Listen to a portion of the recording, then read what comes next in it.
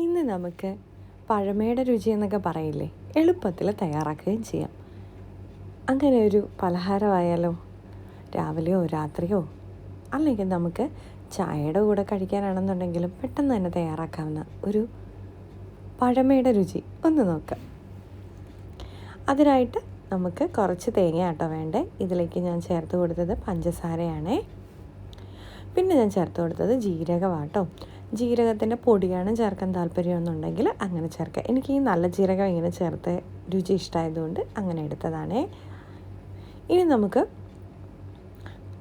കുറച്ച് ഗോതമ്പ് പൊടി എടുക്കാം, അതിലേക്ക് ഉപ്പിട്ട് കൊടുക്കാം.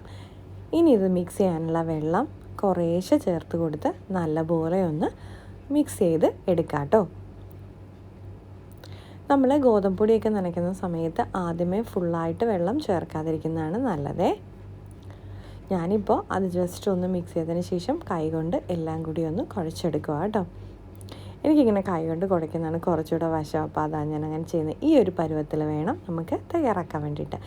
ഇനി വാട്ടി വെച്ചേക്കുന്ന നമ്മുടെ ഇലയിലേക്ക് കൈകൊണ്ട് തന്നെ ഇതുപോലെ ഒന്ന് നൈസായിട്ട് നമുക്കൊന്ന് പരത്തി കൊടുക്കാം.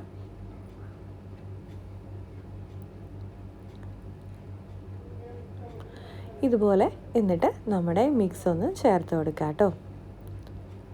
നമുക്ക് നടുക്ക് എത്ര വേണം എന്ന് വെച്ചാൽ അതനുസരിച്ചിട്ട് വെച്ച് കൊടുക്കാവേ. എന്നിട്ട് നമ്മുടെ ഇലയൊക്കെ ഒന്ന് മടക്കി നമുക്കെടുക്കാം. ഞാനിപ്പോൾ കുറേശ്ശെയാണ് തേങ്ങ വെച്ച് കൊടുക്കുന്നത് കേട്ടോ. ഇവിടെ എല്ലാവർക്കും ഒരുപാട് ഫില്ലിങ് അങ്ങ് ഇഷ്ടമല്ല, അപ്പോൾ അതുകൊണ്ടാണ് ഞാൻ അങ്ങനെ ചെയ്യുന്നതേ.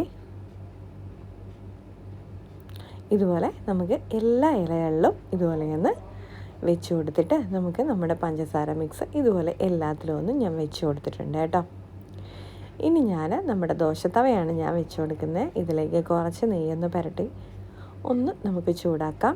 അതിനുശേഷം നമ്മുടെ ഈ ഇല ഇതുപോലെ ഒന്ന് മടക്കി നമ്മുടെ ദോശത്തവയിലേക്ക് ഒന്ന് വെച്ച് കൊടുത്തിട്ട് ഓരോ സൈഡും ഒരുപാട് തീയിലിട്ട് കൊടുക്കരുതേ, ലോ ഫ്ലെയിമിലിട്ട് കൊടുക്കണം കേട്ടോ. നമുക്ക് ചുട്ടെടുക്കാം. ഒരു സൈഡായി വരുമ്പോഴത്തേക്കും അതൊന്നുകൂടെ മറിച്ചിട്ട് നല്ല അടിപൊളിയായിട്ട് എടുത്തു കഴിഞ്ഞാൽ നല്ല ടേസ്റ്റി ആയിട്ടുള്ള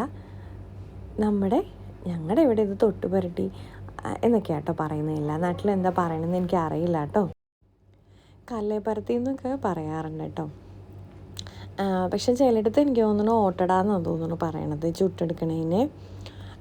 കല്ലേപ്പരത്തി എല്ലാവരും പറയും കല്ലയിൽ നേരെ പരത്തി എടുക്കുന്നത്. ഞങ്ങളുടെ അവിടെയൊക്കെ ഇങ്ങനെയൊക്കെ പേരുകളൊക്കെയാണ് നമ്മൾ കേട്ടേക്കുന്നത്. അപ്പോൾ എളുപ്പത്തിൽ തയ്യാറാക്കാവുന്ന നല്ല അടിപൊളിയായിട്ടുള്ള നമ്മുടെ പലഹാരം ഇവിടെ റെഡി ആയിട്ടുണ്ട് എന്തായാലും. അപ്പോൾ എല്ലാവരും ഇതൊന്ന് ട്രൈ ചെയ്ത് നോക്കണം കേട്ടോ. അപ്പോൾ നിങ്ങളുടെ നാട്ടിലെ ഇതിൻ്റെ പേരൊക്കെ വേറെ ഏതെങ്കിലുമൊക്കെ പേരുകൾ പറയുകയാണെന്നുണ്ടെങ്കിൽ അതും കൂടി ഒന്ന് കമൻറ്റ് ചെയ്യാൻ മറക്കല്ലേ. വീണ്ടും അടുത്ത വീഡിയോ